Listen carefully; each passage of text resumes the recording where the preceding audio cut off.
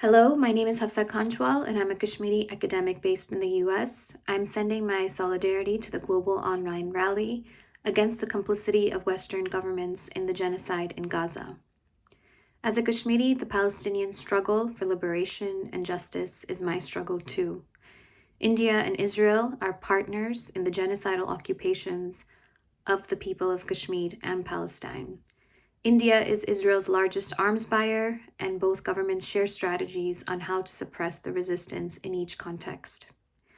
Both Kashmiris and Palestinians were subject to the whims of first the British colonial powers and later the colonization of their land, livelihoods, and resources by the Israeli and Indian rule. So many have been killed and have suffered immense tragedies for nearly 8 decades.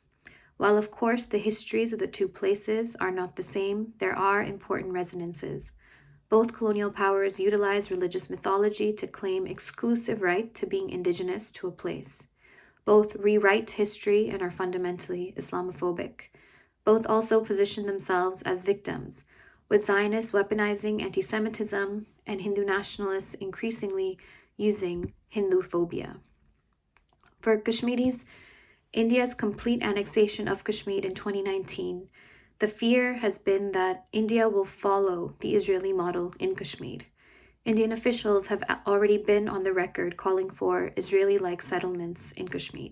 Kashmiris fear the West Bankification of Kashmir with Indian settlers, whether they are people from the business community, soldiers, families of soldiers, or laborers, moving in, settlements being created for them, and increased militarized infrastructure around those settlements.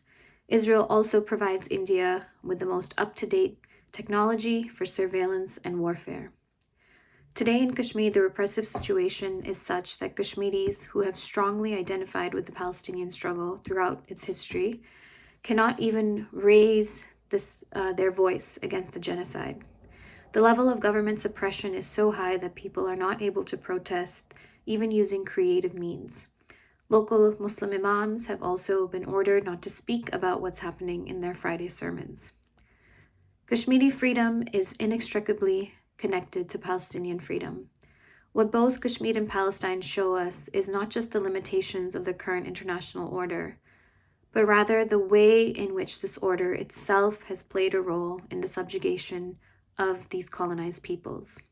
It's becoming increasingly evident that there is no hope for these communities under the status quo, and no longer can we simply rely on things like international law, the international community, human rights, or the West.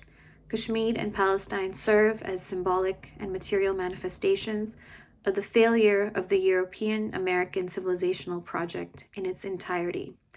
With their freedom, then, can a new world centering truly on justice, liberation, and equality for all emerge.